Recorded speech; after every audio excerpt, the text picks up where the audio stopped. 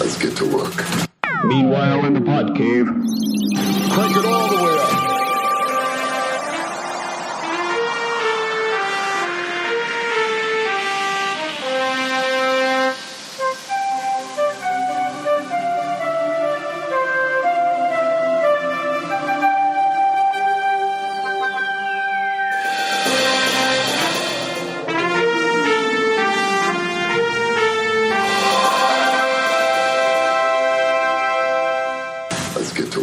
All right, and welcome back to another edition of the Podmen. I'm Brad. I'm Brian. Podman Ron. And no Alex. That's where we get us a space in a hole in our hearts here because we're missing Alex because evidently, he just can't wait for season 2 of Ted Lasso, so he's at some sort of soccer game or something like that. I don't understand where his priorities are. He said he was committed to the podcast, and now I kind of doubt it. We just need to tell him that intern Jacob joined again. And what? That'll scare him into 5 or 6 more episodes. Yeah, I think that's exactly what did it, is having the intern show up and scared Alex out of his job there, or back into the job, rather. All right. Well, what's were you going to say something, Podman Ron? Oh, no. No, don't say anything. I know you're wanting to save it all up for an F9 review. But before we get to that, we do have a little bit of news to talk about.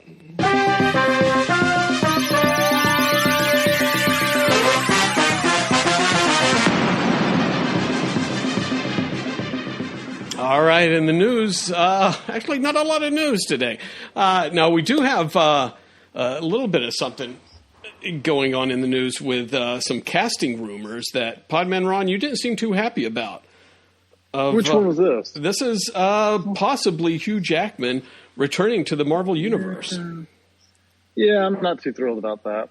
All right, that sounds great. Brian, do you have an opinion of it? Yeah, my thought was if they're going to do something before they reboot the X-Men, do it. At one point, I had pitched them doing Hulk versus Wolverine instead of Hulk 3, And they did Hulk versus Wolverine, knowing that they're going to do a reboot, and that way you're getting a kind of Hugh Jackman in the Marvel universe, and then it's over, right? Then you're totally recasting the X-Men. I don't know what potentially it would be, other than if he was going to be. They were going to announce that he did one of the episodes of What If, Marvel's maybe. What If, Yeah. But, as much as I love Hugh Jackman's Wolverine, I feel like it's time to move forward, move on. Not today. Not today. I'm just, I've never been a really big fan of Hugh Jackman's Wolverine. I mean, maybe the second X-Men movie, I liked them. The first one wasn't too bad, but I think after especially X-Men 2, I don't know, the character just kind of, it just wasn't the Wolverine I liked in the comic book. I mean, just even Days of Future Past. Yeah, especially Days of Future Past. I just didn't like it. I liked him in Logan. I take that back. The Logan movie was fantastic, but X-Men 1, because it was the first time he was on the big screen. It was like, okay, that's pretty cool. Loved him in X-Men 2. I think that was his best part as Logan. As Wolverine, and then Logan. But I did like the second Wolverine movie, but I just never could I wasn't so thrilled with Hugh Jackman as Wolverine as everybody else is. So, I mean, I'm ready for someone different to play the part. So, maybe. Well, there's also, this is the relation as well, that he could be showing up in Madness. So. Are you breaking up? Cool. Is he breaking up, Brian? Yeah, Brian, you're breaking up a little bit. I think you were saying blip there, and then it's. Brian, I think you were saying that there's a possibility he might be showing up in the Multiverse of Madness. You broke up. Either that, or you just had a stroke. I don't know which one that was. Multiverse of Madness. Yes. Hang on, I'm going to move. All right, and while he's moving, Brian, I think you had mentioned a little bit about What If. We got a little What If trailer. face the unknown and ponder the question.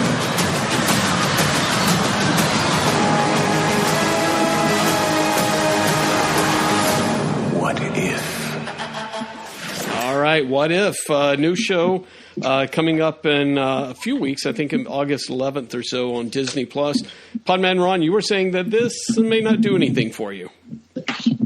Yeah, I like the comic book, and I like the What If comic book, but I don't know. God, maybe a few weeks ago I said maybe all this Marvel stuff is just not doing it for me anymore. Yeah. But, I mean, it just nothing in Marvel right now. I think the only thing in Marvel I'm really looking out for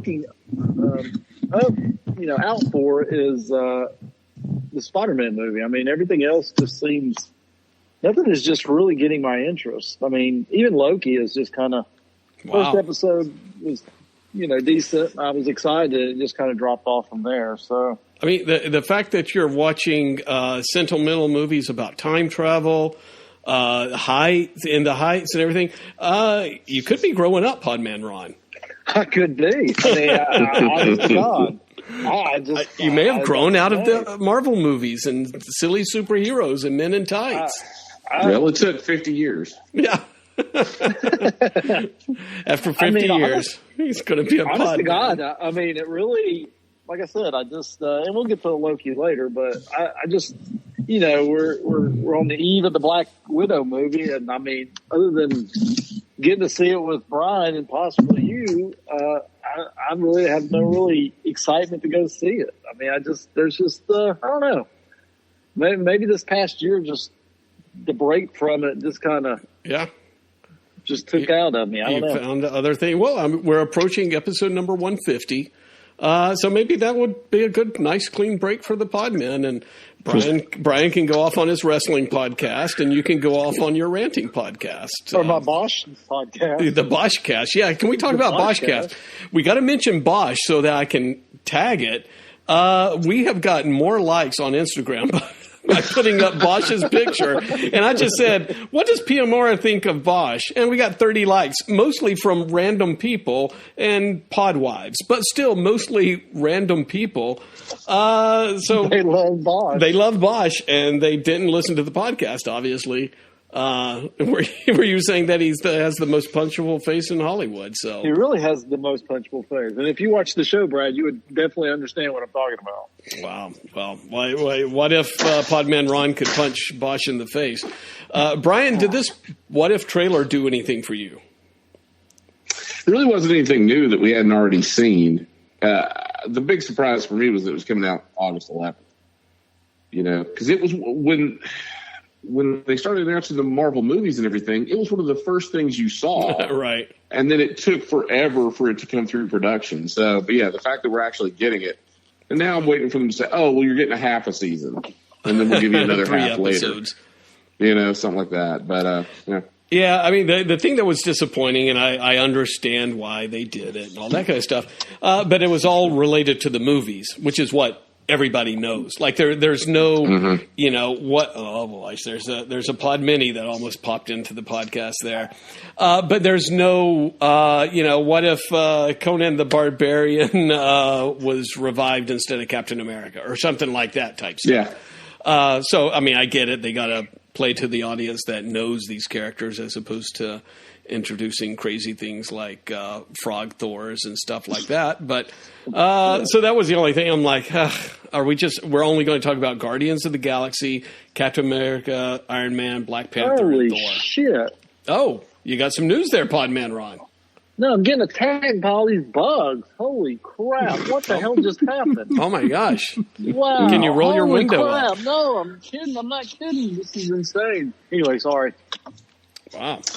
Yeah, well, I think that's kind of like to what Brad, you were saying. Not only is it going to be we got to pitch to the people that have watched the cinematic universe, but also what they can't use anything that might be used in some way in a movie later. So it's like it's the same thing with the Loki series where they're like Loki will never appear in another cinematic movie again. So really, he's kind of relegated to this TVA storyline and. That's it. Like it's the same thing as Agents of S.H.I.E.L.D. All right. It doesn't matter. It really doesn't matter when you get down to it. Yeah. I think we can almost safely say episode number 151 should be the old pod men. the crotchety old pod men. Nothing matters. You know what? I mean, this could all change. Then here, I mean, the Eternals or whatever it is could come out and we think this is the greatest thing ever. Or Shang-Chi could come out and we would say this is the best thing ever, and it could revitalize everything. You know, so we gotta have a little faith. It's been a rough year, and you know we're getting back into these shows again, and you know, I don't know. What a turnaround for PMR. I'm very confused. He pulled an Alex. One way, the other way, this way, that way. Yeah. I'm trying to be like optimistic. I mean, I like the Black Widow tomorrow. Wow, that's a turnaround. I know you're looking forward to Black Widow.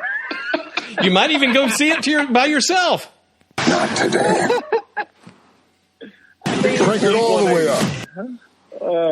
I mean, I got Dom over here wanting to move over to this fast review.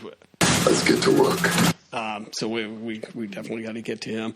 But you know, well, go ahead. Sorry, Brad. No, go ahead. No, I'm just gonna say, you know, Fast and the Furious didn't really help my my cinematic views on things right now. Crank it all the way up. All right. Well, before we get to the Fast and Furious, I think we have to get to the slow and sad.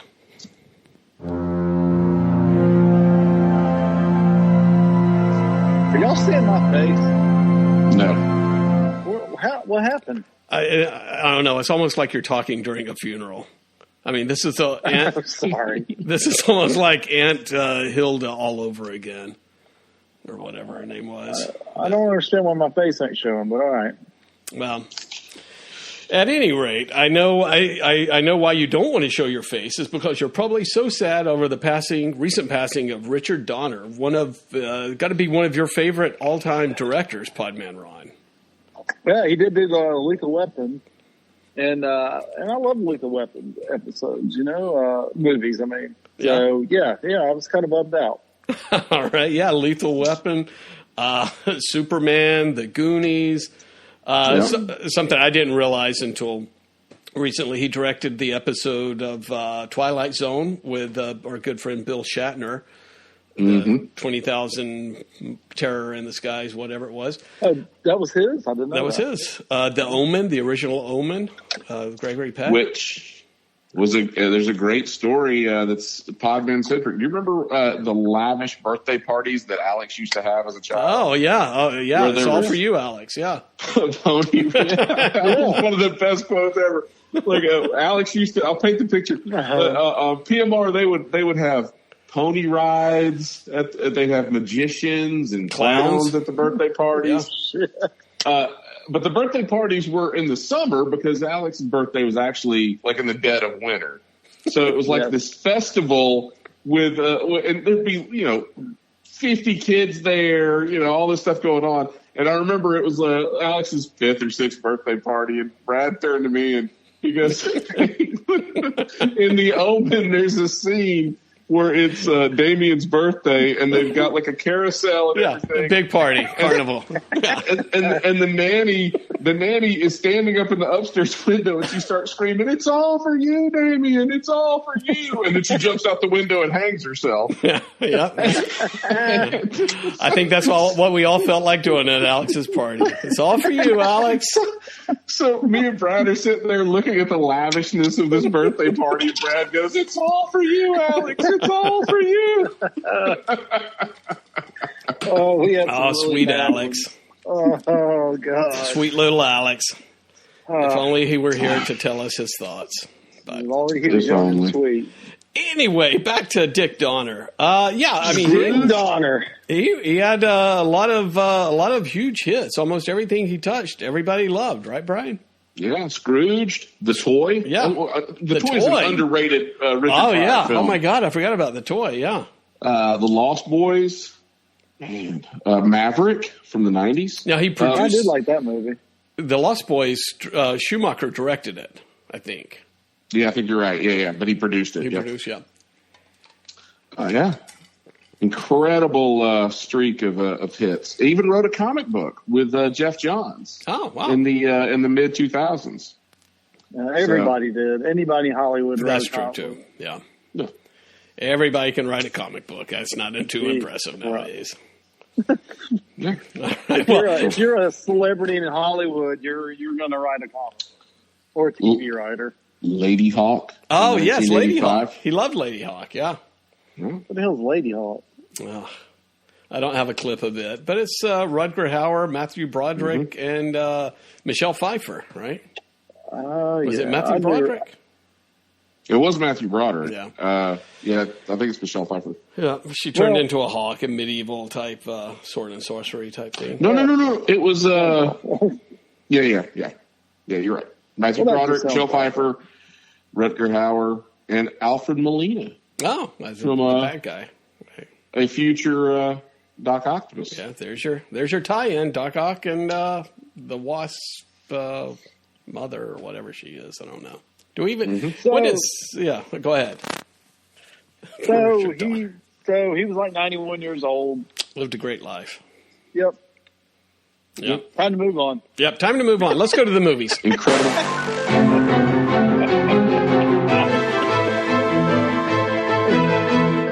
I mean, I'm sorry to cut Richard Donner off, but only Superman movies and Lethal Weapon movies I liked all that list. So, I mean, sorry. Yeah, that was the worst tribute we've ever done. I feel like, considering, he's directed some of my favorite films of all time. I feel like we've invited Ramblin' Ron. Instead of Podman Ron? Instead of Podman. And he's not drinking. That's the crazy thing. He needs the alcohol to focus. Yeah. Well, he had talked about it in the green room, in the green car. He was talking about they needed to get into Zen mode a little bit. So maybe he's just a little bit too worked up. Jeez. I am. You know what? I think it's this Bang I drank. Crank it all the way up. All right. Well, maybe it was this Bang. I don't even know what Bang is, but I'm assuming it's some sort of street legal medicinal. It's an energy drink. It's like a Red Bull and a Monster, with just a skosh of cocaine. Just a little bit. Let's get to work. All right. Well, let's get to F9. Brian has been wanting to talk about F9 for quite a while here. 2 episodes now. Yeah, 3 episodes. First, before we get into it, let's hear a little bit more from Don. The world has a way of changing. And we change too. I know some people, they would die for me. There are moments that separate us. They're my family. But we always come back together. All right, just like the Podmen, they always come back together. Alex leaves, but he always comes back home. Podman Ron, we're waiting for this review from you. You've seen all the Fast and Furious movies. I have. You're a big fan of the franchise. I was. What the hell happened?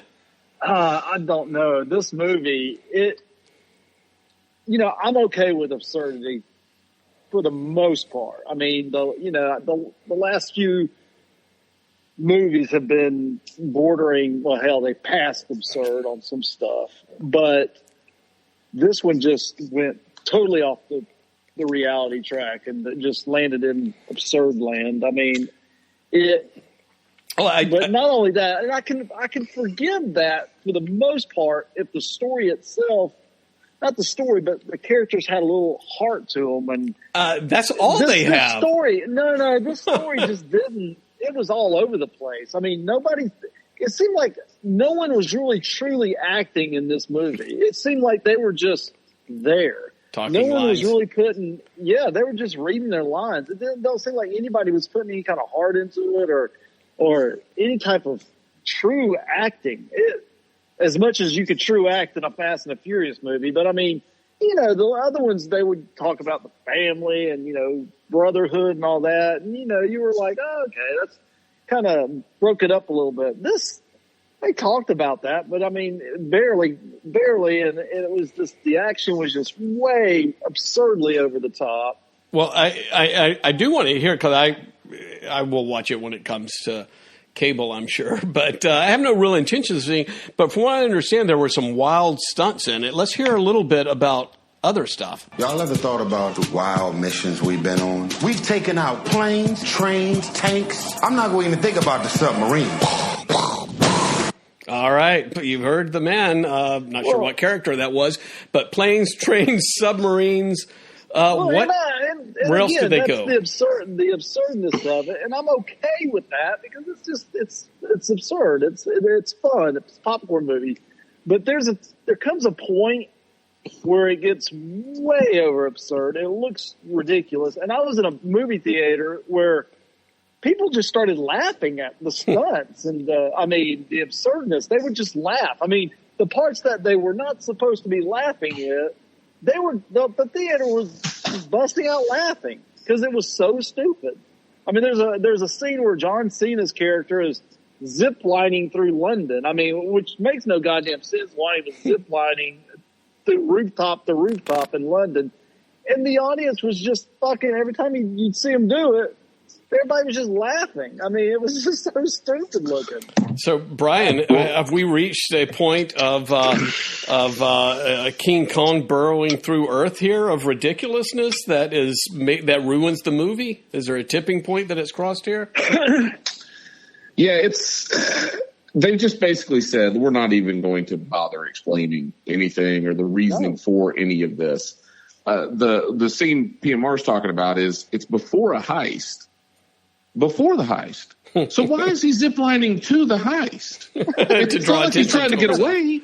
In broad daylight. In broad daylight. Yeah, he's ziplining to the heist. Like, I don't know, like, but there's so many, like, ludicrous, just at least twice in the film. Yeah. At least twice in the film, someone's about to plunge to their death, and because they land on the hood of the car instead of the ground, it breaks their fall. They're completely fine. As if the hood of a moving vehicle is going to break anyone's fall. All they would, in reality, they would just splatter on the windshield like a bug. Well, in reality, because not only do they land on the car, but the car like does a spin to catch them on the trunk.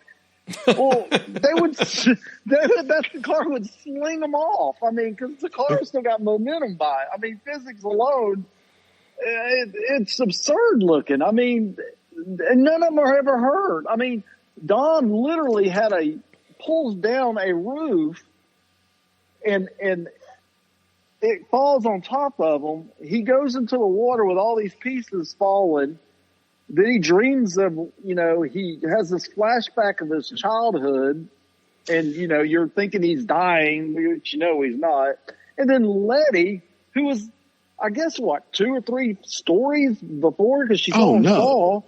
No, she was at least like 8 stories up when he fell. She jumps in the water.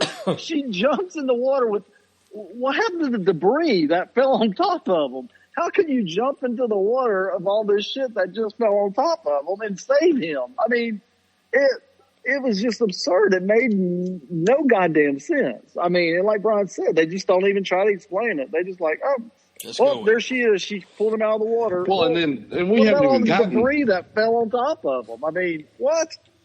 We haven't even gotten to the rocket car that Tej and Roman take into space to run over a satellite in space.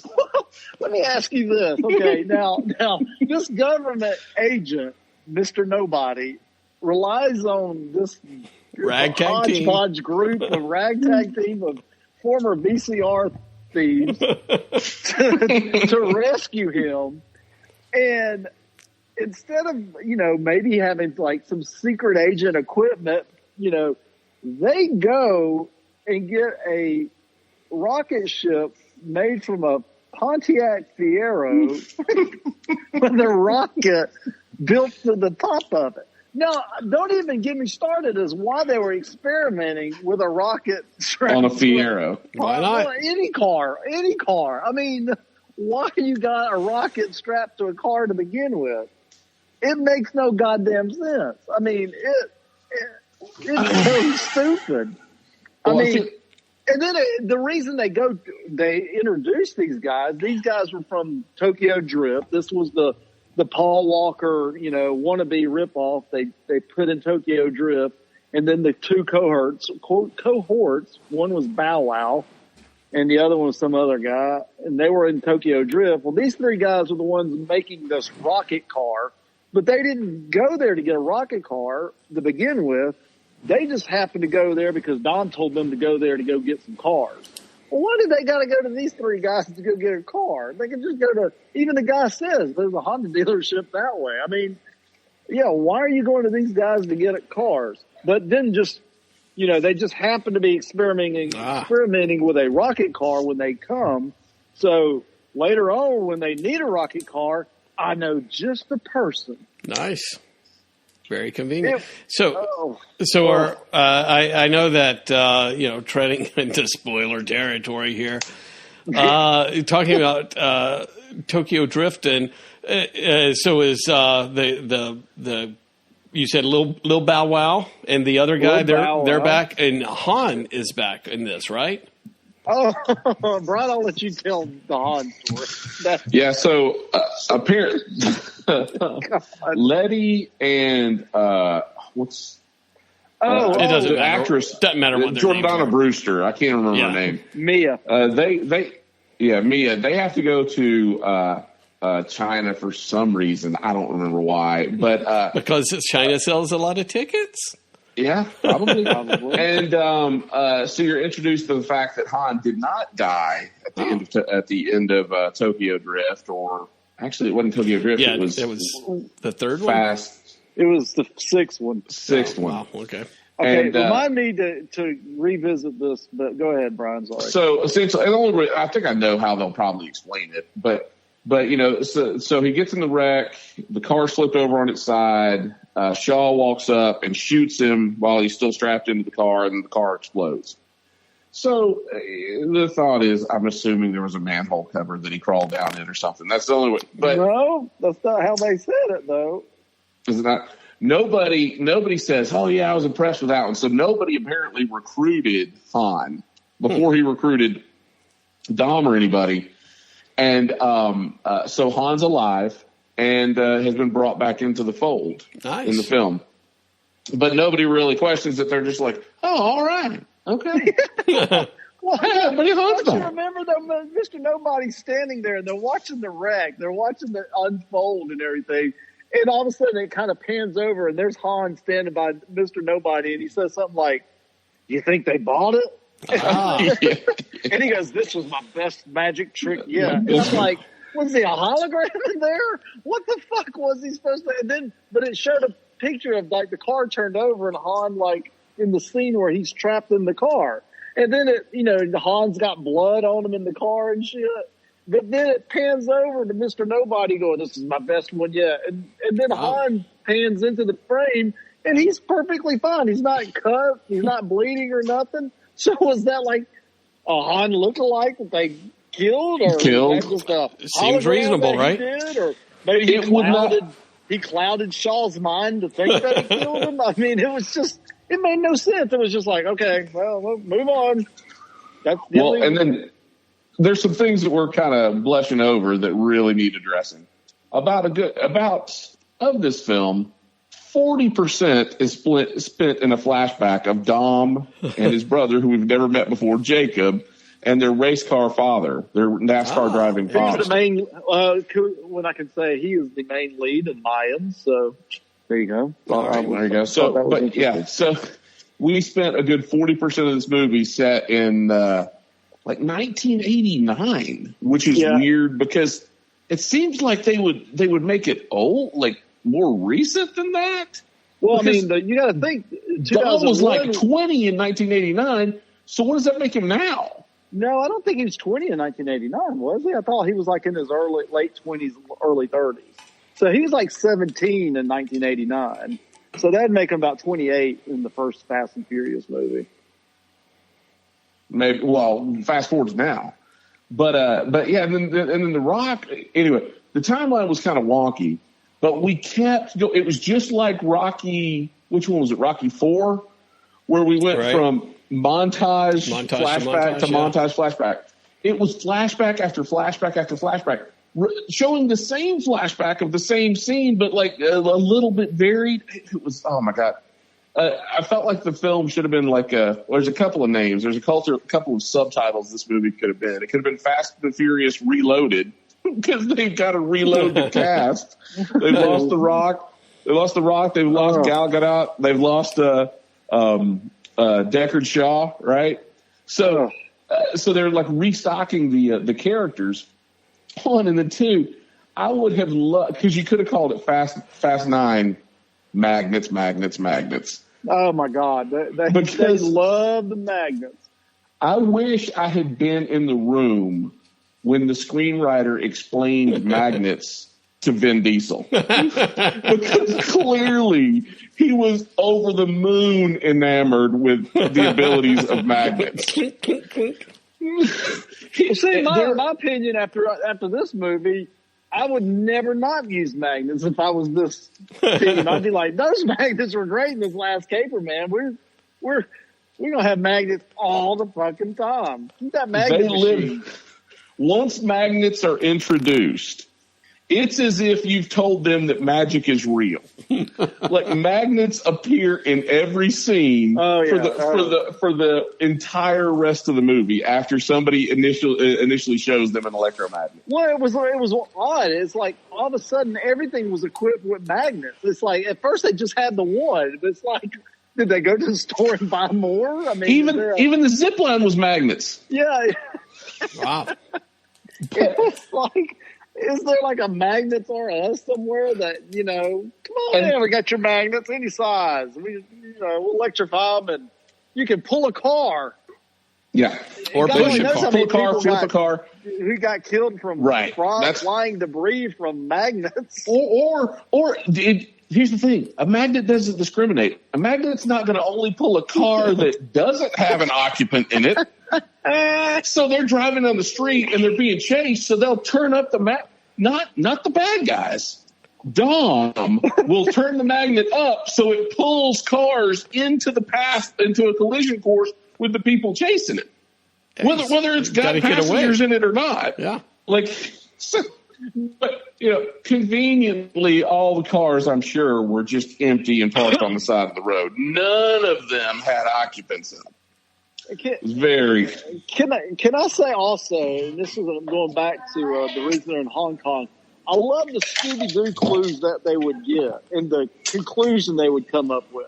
So they get this card from Han on the day that he died, and it's got some church temple in it, and they determined that it's in Hong Kong, that it was mailed from Hong Kong, so that's why they go to Hong Kong. But it's the church from Dom's childhood, and it's the cross on the top of the church is the cross that he wears on his giant medallion. It was. But so they go to Hong Kong because it was from Hong Kong. So while they're in this bar in Hong Kong, they look up and they see the Mexican flag on the window of this apartment, and they just automatically assume, wait a minute, that's a clue. We need to go into this apartment. And they go into this apartment, and that's where they meet Han, or, is the girl that he's raising or something. And I'm like, of all of Hong Kong, of all of China, you just happen to go, just because you saw a Mexican flag on a window, you're going to assume and break into this apartment. It was so absurd. It made no goddamn sense whatsoever. So then they did it again later on. They were looking for, find out any clues, and they guys go of who we're looking for. And Ludacris or the other one, Roman goes, what about those two guys? They got cauliflower ears. That means they're fighters.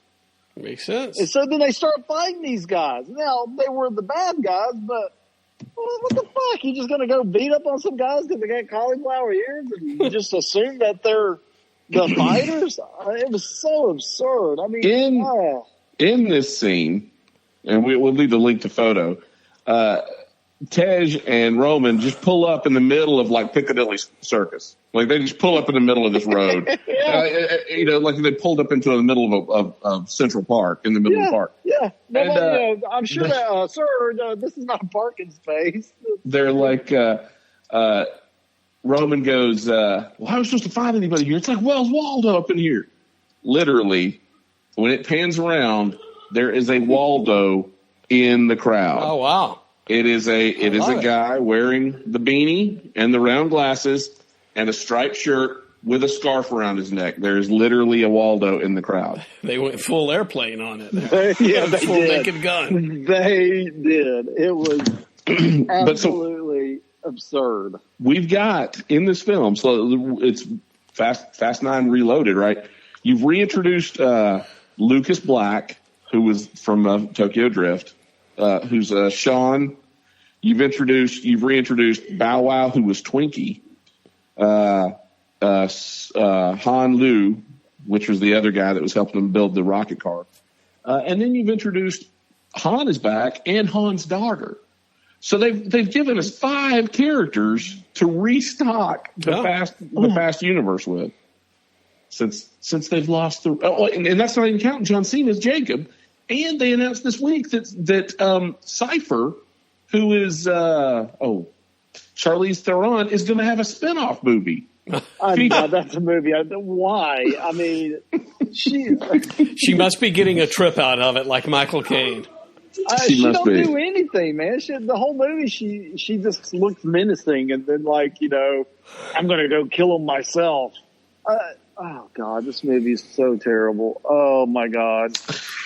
Or don't even. I mean, and then you've got the whole Step Brothers moment, at the end where John Cena's Jacob and Vin Diesel's Dom. Did we just become best friends? Yeah. Well, here's the thing, though. They all forgive him, and they hug it out and stuff, or handshake or stuff. They all forgive him, but the only reason he quit doing what he was doing is because his guys betrayed him. Turned on him, So it's not like he turned a corner. He thought what he was doing was bad. His whole men turned on him. So it's like, oh well, I don't got nothing else to lose. I'll throw in with this idiot brother of mine. There's nothing more powerful than the love of family. But you turn that into anger, there's nothing more dangerous. Wow. Oh, true that.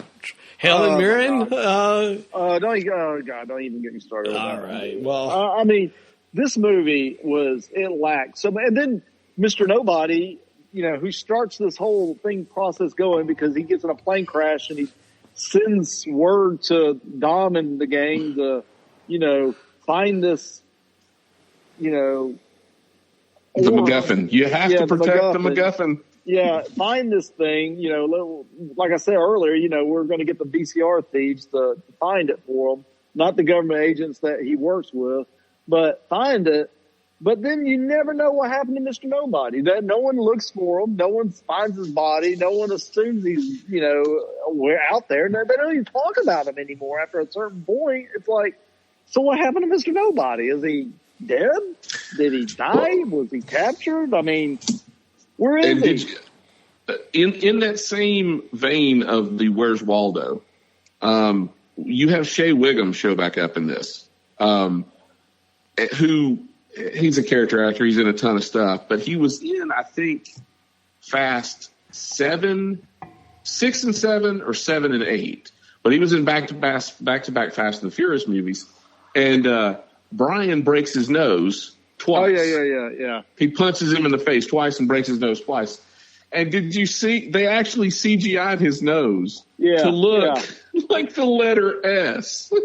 His nose literally, we got a link to that photo too. Why an S?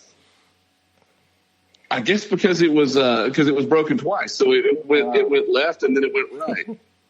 But it was. We'll link to that in our Instagram. It was. this movie, I'm telling you, normally I'm okay with over the top absurdity.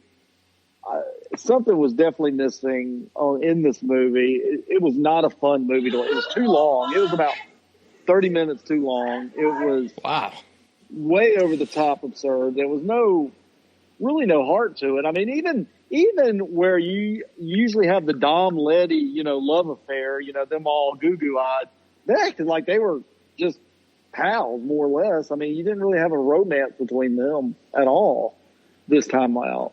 And I got to say, Michelle Rodriguez probably looked the best she's looked since like the first movie. I don't know. She must have got some work done because she was looking really rough those last few movies. But wow. Well, something other than the laughter, the raucous laughter behind Brian there, it feels a little sad. Again, Podman Ron, you may have outgrown the Fast and Furious here. I'm really hoping that they pull it together for the last two because, I mean, I'll see them, of course. Of course. But if you won't enjoy it. I'll watch it. I'll watch your damned movie, but I'm not going to have fun. I'm not going to have fun at all. All right. This sucks. So what's your rating here? Oh, I'd give this one a 2. Wow. Easily. And a PMR rating? Skip it? You mean a binary? A binary, yeah. A binary, I'd give it a 0. Wow. Yeah, I would. I mean, there's nothing redeemable about this at all. I mean, even though every movie, Ludacris and Roman, usually have pretty good chemistry. I mean, they're kind of dumb, but it's kind of funny sometimes. They weren't even. I mean, it just didn't seem like no one really cared. I mean, it was really weird. It was like they were just reading lines. I mean, there wasn't really anything fun about this movie at all. So, and John Cena, that dude cannot act his way out of a paper bag. My God. Ouch. Jesus Christ. He needs to just go back to wrestling. I mean, he's got one look, and that's it. And it's borders on like, duh. I mean, anyway.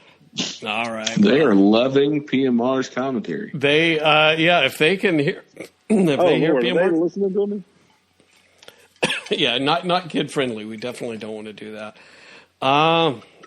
Okay. Well, hey, we're all a little shell shocked from it, but I will skip it. I guess maybe when it comes on cable, maybe I won't watch it just out of spite. All right. Well, speaking of being forced to watch stuff. Podman Ron, you had an assignment this week. Did you fulfill it? I did. All right, let's hear it. What did you think of my pick for you? I Married a Witch. I think we need to get back to watching movies from like the past 5 or 6 years that are on streaming because this was. I didn't dislike it. It was enjoyable in a fact that it was an fast, hour and 15 minutes. But it's that old Hollywood movies where, things move fast. I mean, literally, it's a weird movie. It's kind of, in today's standards, it would be kind of creepy. I mean, if you're looking at it like today, I mean, basically, it's a witch from, Salem trial days, and there's a curse put on this family, and that was kind of the funny part, that the men will never find love. They will always be in a loveless romance, where the wives are bitches and they argue all the time and all that. So you kind of see that through the years after the curse of this happening, and then you get to modern day, which was 1934, 42, and you got this witch and her father who are, they're represented by smoke, which is weird, but she wants to become human again, and she wants to meet this guy who is who is a part of this curse. He is the family bloodline of this people that she cursed. And So he is running for governor, and he is about to get married to this woman that, the curse is they don't love each other. I mean, they say they do, but you can tell they just don't get along. So she gets a mortal form, and she just, all of a sudden, she's just this weird stalker. I mean, it's just creepy. I mean, wow. So she shows up, he rescues her from a fire, and she comes to his house, and she won't leave, and then she crashes his wedding and ruins his wedding, and then all of a sudden hilarity ensues. Yeah, and all of a sudden he's like, okay, well, I'm in love with you, let's get married. And it was like, okay, what? You just met her like a week ago. She ruined your wedding. Anyway, it's just weird like that. I mean, it moves at a fast pace. It's really not funny. It's just a weird movie. I liked it because this woman is really, Veronica Lake is she's very hot. Yeah, sultry, hot, yeah. Yeah, I mean, so that part was, I was like, wow, I've never watched a movie with Veronica Lake. There we go. Well, but, it's kind of funny because the women are like young and hot, like in their 20s, and the men look like they're all in their 40s and 50s, Good old days. Yeah, exactly. So, I definitely wouldn't watch this again. I probably wouldn't even recommend anybody watch it. I'd give this a 2 also. Wow. I mean, yeah, it's not one of the better movies from the old times. That's for sure. Right. Well, I will try to pick a better old movie next time for you. This I thought this would just go down easy. I thought it was supernatural. I did like it. The fact that it was an hour and 16 minutes. That was nice. That's the way movies should be. God damn it.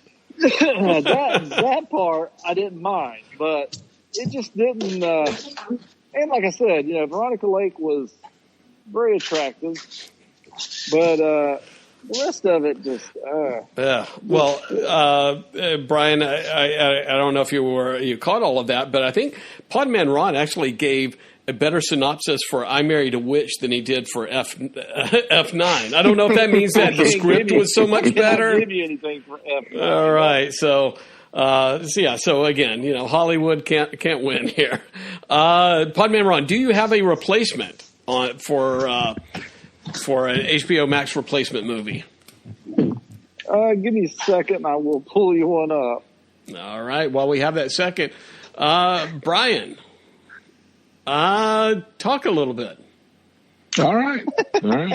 Fill some space here. Yeah, I feel like we need to adjust the wheel to reflect. I don't agree with PMR. I think we should, like last week, having the French Connection on there. I think that's a good call. So I think it should be, we should be always picking things we think others will enjoy. Okay. Right? We're not trying to go and just spike the ball and screw each other over the wheel. Well, no, I don't want that. But I was just thinking that it would be for these movies that that the stream that HBO makes for like the Tomorrow Wars. That's just made for Netflix or streaming movies that are. That's what I'm going to do. Okay. I mean, y'all can do what y'all want to do. Yeah, but I feel like the point is to inform the listeners of films to check out they may not have already seen. That's what I'm thinking. So that's why I was. So I think most people that. I mean, to each Podman who's on. Yeah, exactly. I'd let everybody just do their, if that's what y'all want to do, that'll work. I mean, do your own goddamn podcast. I don't care. God damn it. All right. Do you have a movie replacement, Podman Ron? I do. All right. Let's have it. If we don't have this on the wheel already. All right. Judas and the Black Messiah.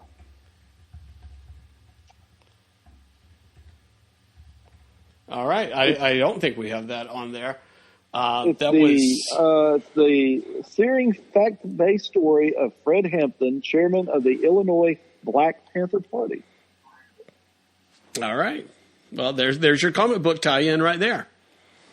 Boom. There you go. there you go. It looks interesting. All right, very good.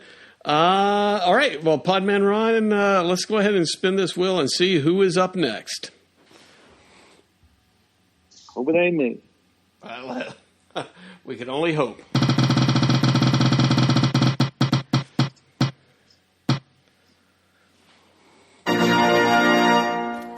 All right, well, if you snooze, you lose. Alex, you're the winner on this one. So we'll see if Alex... now, I'll go ahead and spin the wheel for Alex, and let's see what we have for him. All right, back to HBO Max with frequently asked questions about time travel.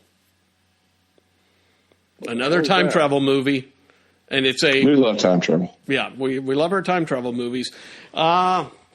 I think it's probably relatively new compared to I Married a Witch. So it's one of those... It could be older. It could be old. It's one of those movies that I think I put this on the wheel to replace something that went out of window. That I always see pop up, like you may be interested in this time travel movie, and I've never watched it. So, yeah, love a good time travel movie. We'll see what happens, and we'll see what Alex has to say about that.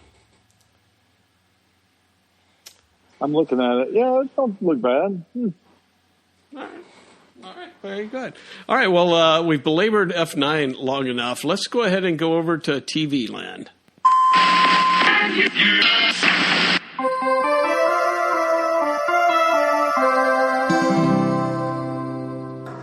Tell them your story, Loki.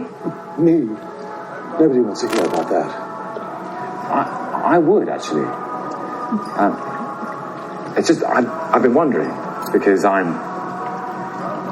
we're supposed to die, right? All right, Loki. The penultimate episode here. Everything's going to wrap up nice and neatly. Next episode here. Brian, did this episode live or die for you here? It was good. There's lots of Easter eggs, lots of Easter eggs, which I totally enjoyed. Yeah. But I enjoyed all the different Lokis, and it was a fun episode. It's just none of it's going to matter.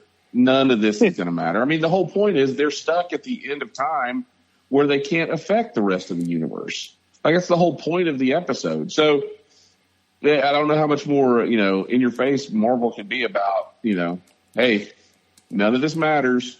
It has no effect on the MCU. We don't want to have to deal with this in the movies in the future. If you enjoy this, great, but it's meaningless. So, but to say that, I also really enjoyed the episode. Enjoyable episode, but yeah, no consequences whatsoever, I guess. Podman Ron, as you've mentioned that you're kind of falling off the Loki mobile here. I will say this is probably, other than the first episode, this was my favorite episode. It was a good episode, and like Brian said, this is where it's kind of getting, none of this is matter right now. It doesn't seem like, and I kind of mentioned this last week when we talked about Loki. It just seems like this is like a Star Trek, Doctor Who low budget TV show. I mean, I don't know. The sets just don't do nothing for me. Everything just looks, so in this whole world, that in the time, only these Lokis are around. I mean, there's nobody else around. Right. Mobius just drives up on, he just happens to find them. Yeah. Yeah, no one else. It's just Loki's and Mobius. I mean, I don't know. Just throw in some extra people randomly walking by or something. Anything. I mean, it just so it doesn't look like it's a Star Trek, original Star Trek episode where it's only these people and nobody else around. So help us out here, and we can run through some of the Easter eggs that Brian mentioned as well. So the episode picks up with Loki and Mobius and Sylvie as well. So pretty much everybody into limbo here or wherever this is. Is this where maybe this gets to your point, Podman Ron. Is this where everybody that gets stuck by the TVA, they go to this place and yet there's nobody else there? Is that, yes. Is that what we're supposed to assume? We're led to believe, and Brian, correct me if I'm wrong, but we're led to believe when you're pruned, you go here and then that monster eats you up. If you try to escape. I do take it back. Brian, if you realize that battleship was the battleship from the Philadelphia experiment. Which is pretty interesting. Like, so it lands there, and then right. so you did have those people, and then the monster attacked them, and they do say that the bigger the eye, whatever lands, like that was a ship, so it attacks it first, and right. Then classic Loki makes what looked like Asgard, so it attacked it. So that. So that's that. Yeah. So we see all kinds of stuff, including that every fanboy lost their mind when they saw the Thanos helicopter crash there. And the other one that I think, and Brian, you're the Pixar fan here, the pizza car. Is that supposed to be the pizza car from Pixar or no? No, because it's a Toyota truck, like a yellow Toyota pickup truck. Okay. I just saw the pizza. I'm that would make sense that Disney puts the pizza car in there. And well, they should have just done that. I mean, I thought that too. I was like, why didn't they just make it the Disney Pixar, pizza truck? But no. We saw the Frog Thor for a brief moment. Throg, we saw Throg. He was stuck in a jar, and he was trying to get to Mjolnir. Yeah. Right. But there was I think somebody online posted a screenshot of Yellow Jacket's Jacket's helmet, but it was giant. Really missed that. Yeah, that was there. You had the Avengers Tower, but it was the Avengers Tower. The Kang. So it was a direct reference to Kang. Kang the Conqueror, when he came back to our time in the comics, owned a corporation, and he had like an alias. And so it's the Avengers Tower, but it's the name of his corporation on the Avengers Tower. Which is Quang, which is Qeng. Quang. So it's Queen. So, but here's the thing. Good. Just saying, it's just a weird pronunciation for Kang. Queen. But if you remember, at the end of Spider-Man 2, there was a big rumor about Avengers Tower was going up for sale in Spider-Man 1, and then Spider-Man 2 it said new owners and everything. Right. And everybody kept saying, "Well, it's Fantastic Four. It's going to be the Baxter Building." Well, it could be Queen Industries. Oh yeah. Very good. So there was also was it like Romulus's or whoever's ship from Guardians of the Galaxy? Oh yeah, Ronan. Ronan's ship was crashed in the background. Yeah, saw that. And Podman, Ron, correct me if I'm wrong, but I think there was a burger chef in there as well. There was. There really? Yes, there was. Yeah, they actually showed it a couple of times. I stopped and rewound. I'm like, I'm pretty sure that's a burger chef sign that's kind of down in front. But they showed it was in there a couple of times. Yeah, it was during the scene when somebody was talking, and it was right there the whole time. But it was a burger chef sign. Yep, absolutely. See, I did like the story's kind of neat. I like the fact that when they prune something and get rid of stuff, if it's veered off the main timeline, that's where they dump it at. That's where all the shit is dumped at. Well, and they did say that the reason why Lokis they're predominantly there is because Lokis are survivors. Right. So Loki's god of mischief, the stuff they get into, has more likelihood of causing a Nexus event. And then when they land on this planet, whatever it is, they're crafty enough to avoid being killed. Yeah, but I'm sure there's other people that are crafty enough to avoid being killed, not just Loki. President Loki had his Mad Max crew with him, unless they were all Lokis as well. Who knows, right? I like the bike handle Loki. The helmet with the bike handles. That was and I love that they didn't explain it. Yeah. You're just supposed to accept it at face value. Yeah, that seems reasonable. So basically, the Loki that we know goes here. He hangs out with his other new friend Loki. I thought it was pretty interesting that Richard Grant Loki, Old Man Loki, talks about how he survived being killed by Thanos, and I'm like, oh, maybe could that have been happening with our Loki in the? That's what I was thinking. I mean, I'm like, could that be our Loki? I mean, maybe he did survive, and it doesn't say that it's not. I mean, Yeah, maybe that's how it. Loki survived. Yeah, so you never know. Well, and that goes back to, they always said Loki when he does, or the theory was Loki when he's doing a mirage or whatever it is, it's mirrored. So when he tries to stab Thanos, he's using his left hand instead of his right hand. He's predominantly right-handed. At least that's the theory. Wow. So all right, the nerds are got the Loki pokey stick going on there. I just hope that they stick to a strong ending with this. That's my whole thing, and I hope it somehow ties. It really needs to tie to one of these movies, because if it's just like, kind of like WandaVision where it falls flat, and the bad guys revealed to be Joe down the street that we've never seen before, it has no repercussions on anything, then that's going to be lame. Well, the smoke monster is tied to Kang, the Conqueror. So that's what I really want. I really want it to be Kang the Conqueror. I mean, I want to see that should be.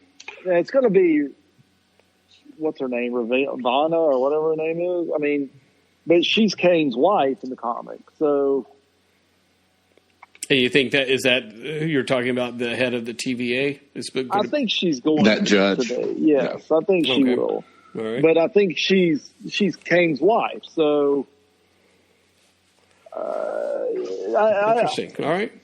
I think we really need to see something with some substance in one of these shows where it really is going to matter and tie into the next movie. I think you're going to be sorely disappointed. Yeah, I probably will. We did reference this quickly, but I thought it was interesting and something that probably most listeners weren't aware of. But yeah, the battleship that drops in on that scene is the USS Eldridge, which, what PMR said, was tied to the Philadelphia experiment.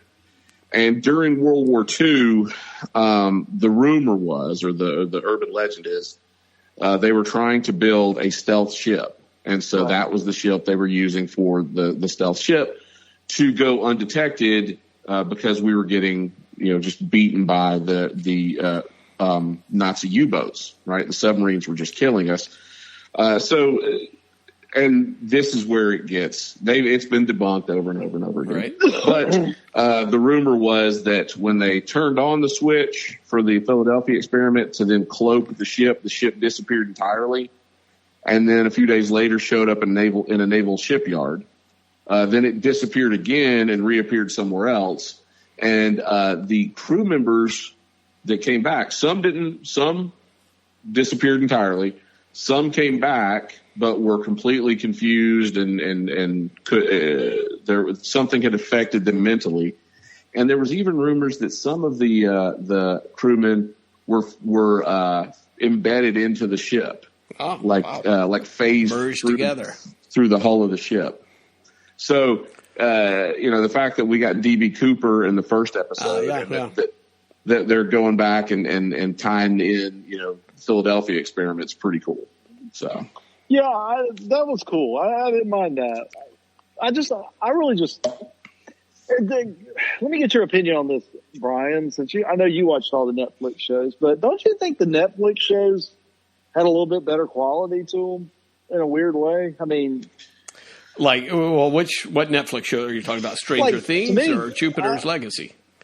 No, I'm sorry. The Marvel Netflix shows like Daredevil. I think Daredevil had a better.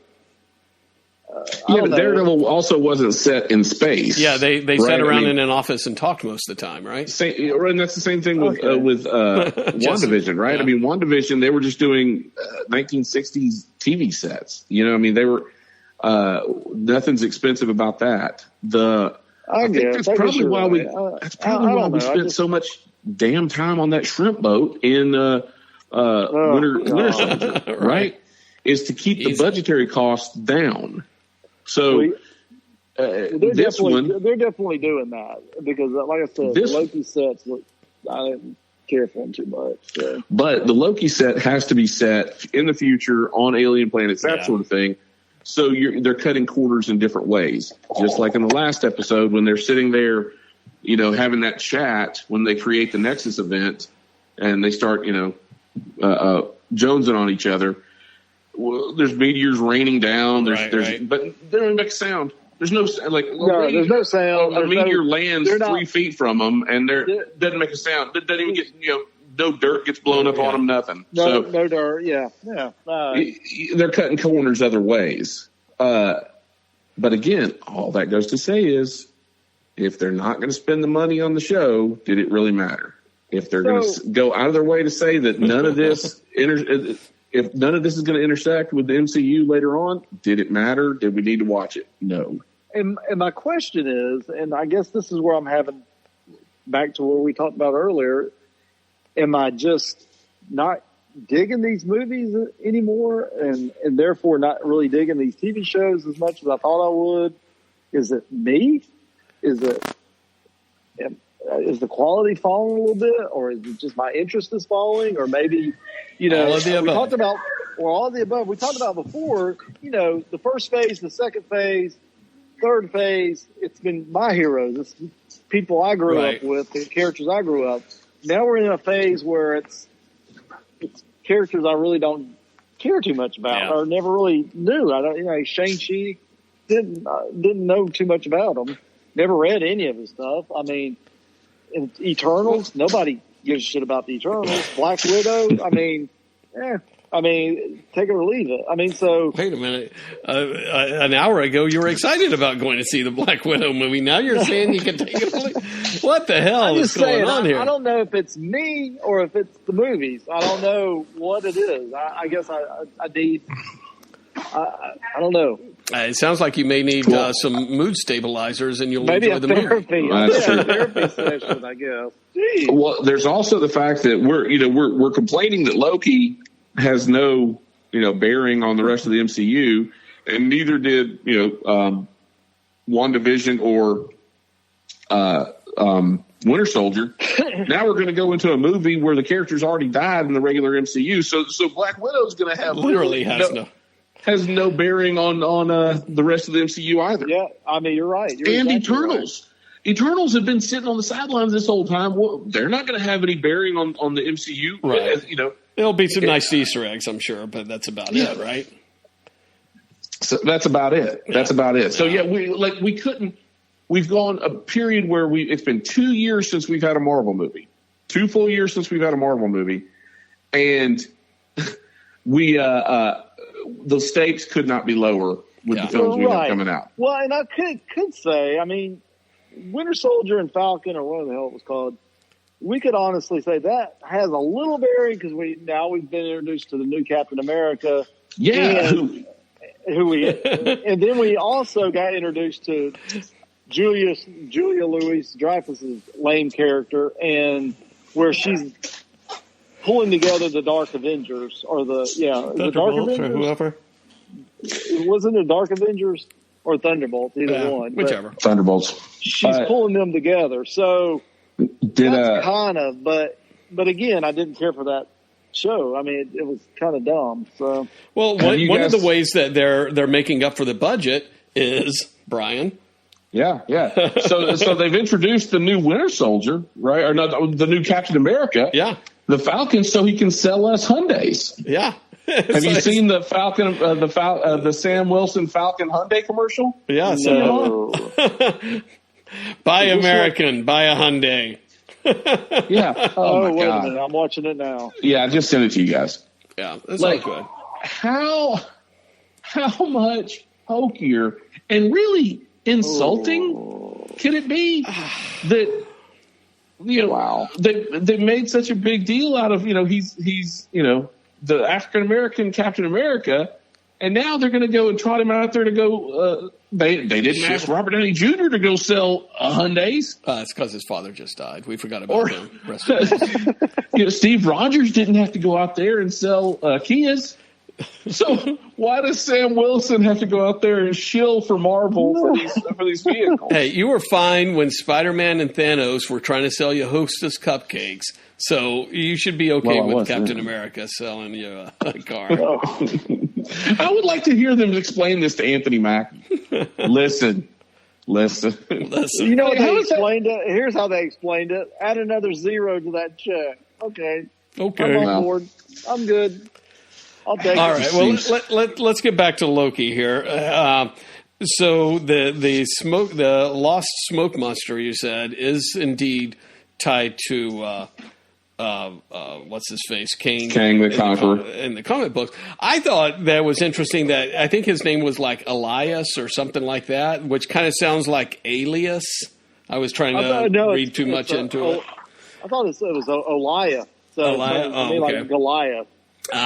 Well, the other thing I thought, and again, it was just a passing thought. It's like, okay, when was the last time in a Marvel a movie that we saw a purple smoke monster that devours stuff? And it's like, Galactus from Rise of the Silver Surfer. So I thought that would have been kind of interesting, but again, not that it would have ever happened, but I'm like, maybe that's a little bit of a tie-in.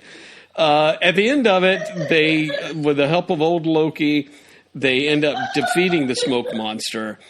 And then Loki and Sylvie see the smoke monster parts. They see a tower. They look at it longingly. They go to it. Who's going to be in that tower, Brian? It's going to be Kang. It'll be Kang the Conqueror. It'll be Joe Smith. The question is it going to be Boner? Is it going to be Kang the Conqueror's butler for 30 minutes, followed by 2 minutes of Kang the Conqueror winking at the screen and saying, check out Multiverse of Madness. In 2 years or whatever. In 2 years, yeah. Or is it, I'm sure this is a net nerd thought as well.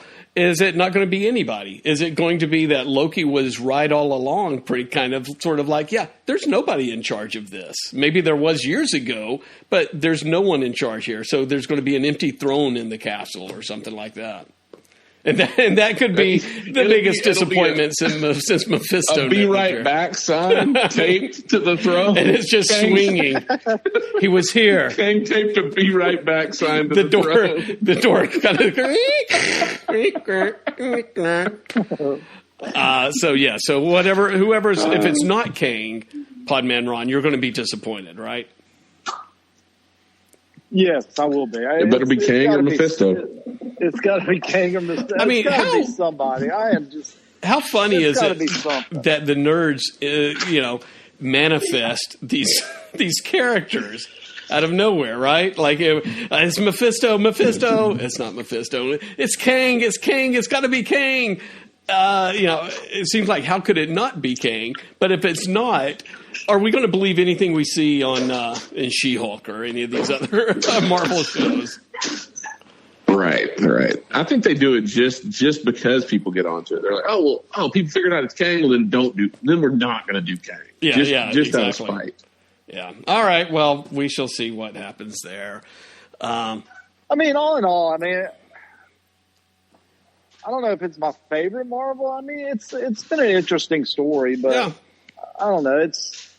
I really did like this episode, and I hope it finishes strong because I feel like the last two have not finished strong at all. So, to me, Winter Soldier never even got started. It's just getting started now. So there was a lot of missed opportunities with Winter Soldier and Falcon. So, obviously, Podman Ryan, while you were on Disney Plus and lamenting the fact that Loki is just these Marvel shows are no good, I think you turned your attention to Pixar. Actually, we don't scare anymore. Now we're laugh power. Sorry about that. They're putting you two in charge. Just kidding. It's laughter we're after. We're going to need to find a couple of hundred more funny monsters. Excuse me, Tyler Tuskman, official scarer. What? Scarer? You're no longer hiring scarers? Scarers are out. Jokesters are in. Is this a joke? All right, so Monsters at Work. I didn't even know this was a thing until you put it on the rundown here, Podman Ron. I did. I saw it and I read about it, and I thought, you know what? Monsters, Inc. is one of my favorite Pixar movies. I guess because it was Alex's favorite. All about Alex, yeah.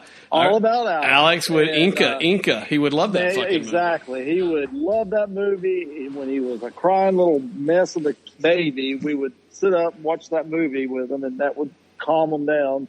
I've seen Monsters, Inc. probably a half a dozen, well, more than that, probably over a dozen times. Love that movie. Billy Crystal, John Goodman, perfect. It was Billy Crystal. his character makes me laugh every time I watch that movie. So when I saw this come out, I was like, okay, I've got to watch this. Yeah. 30-minute episodes. It's going to be hilarious. This is going to be great. Yeah. I was wrong. Oh, no. If you have a kid, this would be a good movie. 20 minutes, 30 minutes to watch. Yeah. So for kids, this might be a good kid show. Yeah. I mean, I think Pixar, the kid show would be a good kid show to watch. But Pixar, as an adult, you go to these Pixar movies, they kind of tug on your heart a little bit. Yeah. You got 2 hours to build a good story up, and these are just little 20, 25 minute snippets. It's really, you got Mike and Sully in there for, they're in there a little bit, 10 minutes at a time, but they've got a new lead in there. A new monster, that's the main character, and he's got like his little friends around him. So it's this little quick little story, and it's cute moments, but it's nothing like the original movie. It's not. Wow. Not as, another disappointment. Grown-up disappointment from Podman Ron. It's a grown-up disappointment. I mean, I don't know how is a 25-minute Pixar little show is going to tug on your heartstring all the time. It's just not. Right. It's just they're just telling a little story. But to their credits, these little 2-minute shorts that they have, sometimes you'll end up crying about that. About a dumpling that grows up. So it's so fun. But I think, if you're going to do 20-minute shows, you're not going to want to do something to tug at your heartstring all the time. You're not going to cry in every episode. Well, because you're trying to attract, the age you're trying to attract is not the 50-year-old man. 53-year-old men aren't going to want to watch. Exactly. Well, Brian, have you watched it, Brian? Monsters at Work? I have not watched it. The twins watched it. We're watching it this morning. I did not get their review on it. It seems like, from what I gathered, they're just introducing new monsters. Like Mike and Sully are in it, but they're not the main focus of it. Yeah. Right. And I wonder if, Podman Ron, while you were talking, I was thinking, you know what? Is it possible that, again, yes, you are getting old. Hate to break it to you, and your taste may have changed and all that kind of stuff.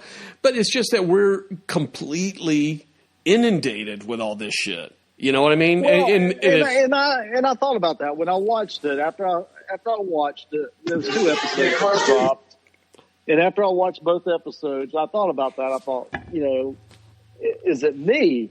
Right. And but then I really started thinking about the episodes themselves, and every time Mike and Sully was on there, especially Mike, Billy Crystal's great in this role.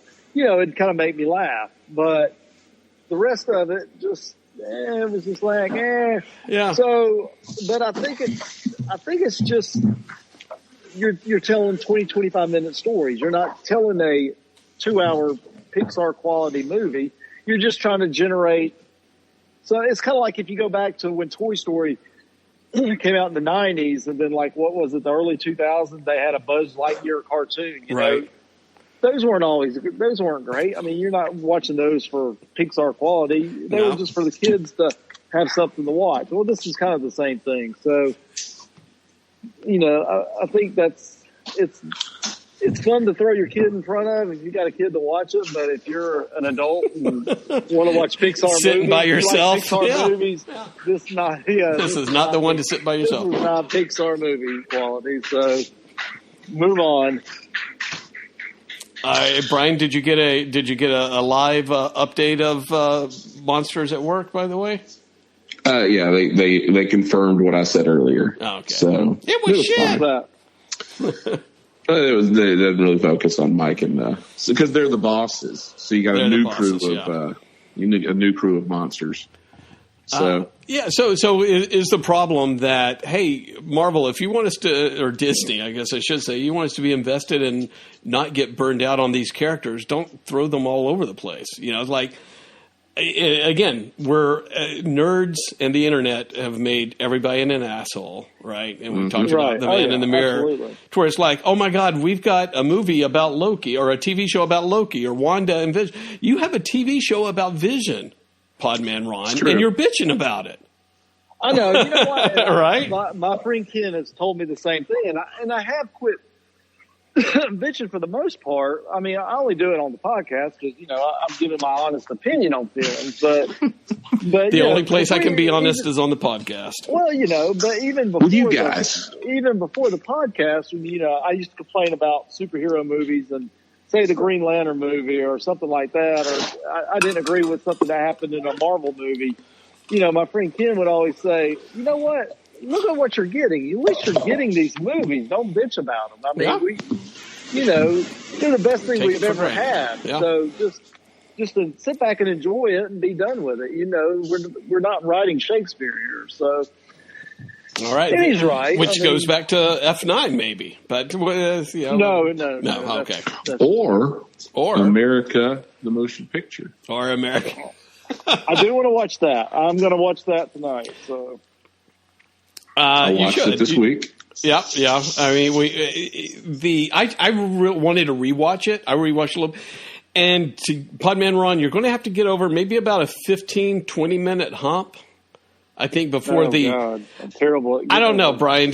So I wanted to watch it a second time, and the first maybe 10-15 minutes or so was a little bit.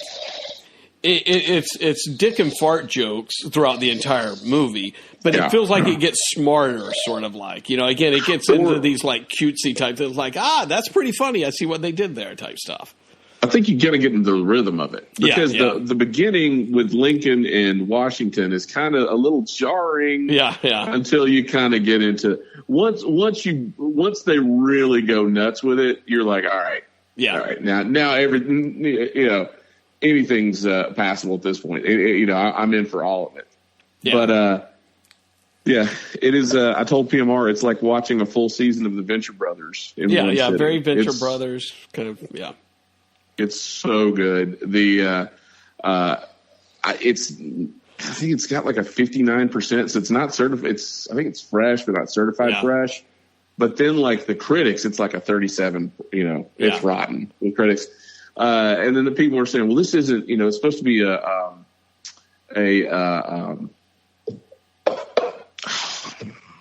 lost the word. Not an homage, but like a poking fun at a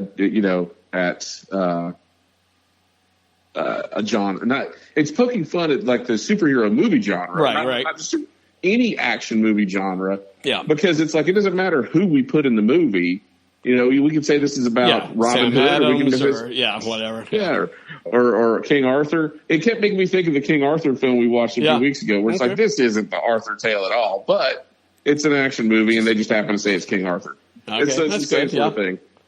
But very, very parody. That's the word I was looking for. Parody. Okay. People were saying this isn't a parody, and I'm like, it's a parody of action movies. It's not a parody of American history. Exactly. But I think people miss the point. They're like, well, this isn't a parody of America. No, the fact that it's American the motion picture is just they just needed archetypes. They needed archetypes to make this movie, and so it's funny to make it the founding fathers of the country. So I think you will like it, Podman Ron, but you may have to get over the first little bit there.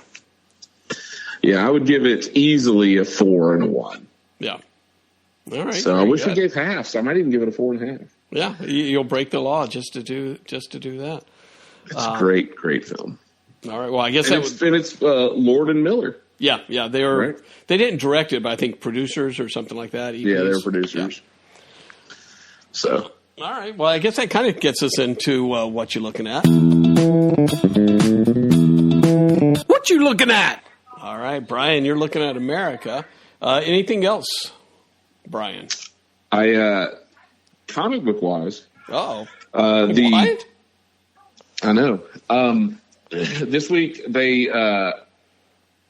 put out Dark Horse Comics put out a prelude book to the Master of the Universe Revelations TV show that's going to start on the 23rd on Netflix. And it's written by Kevin Smith. So Kevin Smith makes his return to comics. All right. Wow. It was it's good. It's not. It was kind of cool because you see some of the backstory. There's going to be a lot of history. That He-Man wasn't the first master, wasn't the first guardian of Grayskull, and that sort of thing. And so what it's kind of hopping through time a little bit. It's telling you not just backstory between the last Masters of the Universe cartoon and now, like going back to like the history of Eternia. And they said that the original title, Eternia is like the center of the universe. So for like DC, DC, it's Earth Prime. Well, Eternia for their universe, Earth still exists, all that stuff, but they're like the center of the universe. And so the reason why everything comes from Eternia, like magic and everything. So if Eternia dies, all of reality will die. Okay. And they said in an interview this week, Kevin Smith said the working title for the new show was going to be Masters of the Universe, End of the Universe, or Death of the Universe. So the stakes are going to be pretty high. It looks great. I mean, the more stuff we see about it, looks great. It was nice having the prequel comics, especially by Kevin Smith, because he hadn't written anything in like 10 years. Wow.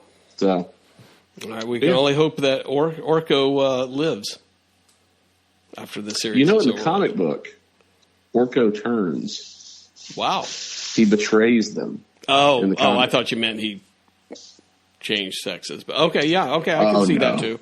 Podman Ron, are you looking at anything nowadays? I am not.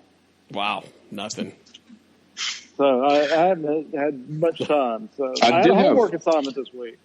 I had one other thing I was looking at. I found this interesting. It was an article that was posted on Cracked this week, but talking about the George Miller Justice League that was supposed to have come out in 2008. It was supposed to come out like 2008, 2009, and it got killed because of the writer's strike, the Writers Guild strike, which gave us what was the second Transformers film that was god awful. Where it had the Dark of the Moon? Not Dark of the Moon. It was it was the one with the ice cream truck. The incredibly racist ice cream truck. Right. So, but it was some pretty cool stuff because apparently the script hasn't like surfaced, but there's people have read the script and they've kind of put together and they've kind of built a kind of a loose story of what it was supposed to be about. But the big bad guy in Justice League Mortal was supposed to be Maxwell Lord, and he was a businessman, so it wasn't the goofball that we had in Wonder Woman 84. But and it was based on the storyline where Wonder Woman eventually kills Max Lord. It's the storyline where Max kills Blue Beetle at the beginning, right? It was that storyline. Okay. But so some of the weird stuff in it is the fact that Wonder Woman would snap his neck, right? Yeah. In a film to kill him. Yeah. Flash and Iris enjoy super intimacy. Nice. Where he basically vibrates through her, and she has a pleasurable sensation from her molecles being vibrated. Seems completely reasonable. Yep. Yeah, that was Podman After Dark. That was apparently a scene in the script. There's Wonder Woman's outfit is a hot topic, and Walkerman has said the only reason he even joined the Justice League is because he had the hots for Wonder Woman. At one point, Flash tells her to put some pants on. So, all right. And this was written by Joss Whedon. Is that what you said? I don't know. They were talking about just the fact that for a long time Armie Hammer was cast as Batman. Right. So DC pretty much dodged a bullet there with having to explain his extracurricular activities. Batcave. Yeah. Max possesses Flash's mind, and Barry realizes the only way out is by crashing into the speed barrier to kill himself. So Flash, Barry Allen kills himself, and then in subsequent films it would be Wally as the Flash, picking up the mantle, which I thought that was pretty cool. Yeah, that's nice. Talia al Ghul is like his Miss Tessmacher in the film. So Max is the main bad guy, but Talia is there as well. She would have died in the film. In the third act, or towards the end of the film, they would actually introduce Starro for the sequel. So only a few more weeks before you get your Starro, Brian. I know. So, but you can see like the stuff that they kind of concept for Justice League Mortal is now making it into DCU films now. Max was a tycoon. It wasn't a mind wish stone thing. Martian Manhunter and John Stewart, Green Lantern, were cast in the film. Common was cast as John Stewart. Aquaman would have the water hand that he did in the post Peter David. Peter David gave him the hook. Right. And then later on, he had the magical hand that was given to him by the Lady of the Lake. So you'd have that water hand. And then another thing that made it into the DC movies eventually was there was a fight between Superman and Wonder Woman, which ended up coming up in Justice League, where they actually fought. But yeah, so it's kind of funny, the things that they had worked into the script back then that still kind of made it into the scripts in later films. And it reminded me of when Wild Wild West came out. Yeah. The producer of that was also the producer of the Superman Lives film, the giant spider, and I forgot the guy's name. And he wanted to have a giant spider in the film, and then the film obviously got killed. Well, then lo and behold, Wild Wild West comes out a couple years later, and what do we have? A giant spider, a giant robot spider. Makes total sense. So it's just funny the way these things. It's like these decisions aren't made for the story. Right. Just someone gets a wild hair up their ass. Yeah, somebody gets a wild hair, and it's just the producer's like, no, I really want a giant spider in this film. Please, it's got to have a giant spider. And then it's like the writer's like, well, all right, I guess I got to write in a giant spider. It's the Wild West, but all right, here's a giant robot spider. So yeah, very interesting article on Cracked this week about Justice League Mortal. Could have been. It could have been, and at some point maybe we will get another Justice League movie, but probably not anytime soon. It doesn't seem like. Not anytime soon. So. All right. Well, very good. Next week we've got our last. Hold on a minute, Brad. Yes. Brad, didn't you had a thing on the rundown? We'll save it. Nothing important. All right. Last episode of Loki for next week, so that should be interesting. And Black Widow, which at this point, I don't know if Podman's Ron's going to say it's a horrible movie or a great movie. I mean, it's going to... Man, I don't know, man. I want to be energized. I want Black Widow to re-energize me with Marvel movies. Hell, with just any movie in general. I just want to see a good movie. Yeah, well, I know you and Brian are going to go see it in the early afternoon, so get yourself a big hot cup of coffee so you'll be wide awake for that movie. I mean, I've got to look at it. The last few movies I've seen, now we took basically a whole year off thanks to the pandemic. And then first movie I went and saw was Wonder Woman 84 at the theater, and that was the biggest turd practically ever produced. And then, so got through that. Finally, 6 months later, go see another movie, Fast and the Furious 9, which we've been waiting for like a year and a half for. Exactly. So it's like, come on, man, give me something good. I don't think you have to worry about Black Widow, but I don't think the stakes are very high either. Yeah. Go in with lower expectations. So I guess the question is, Brad, what will PMR think by this time next week? And how many times will he reverse his decision next week? Snip, snap, snip, snap, snip, snap. Snip, snap, snip, snap, snip, snap. Yeah. So, and plus we'll have, to make it even more confusing, we'll probably have Alex back to flip-flop as well. Make it more confusing. So they'll flip-flop based off, they'll each other. You're right. That was a really cool moment. That was really good. And they'll be now I hate it. Yeah, I hated her. That made no sense whatsoever, what the Taskmaster. I don't flip-flop like Alex does. No. Come on now. So, but there's only one way you can find out, though, Brad. Save it for the podcast.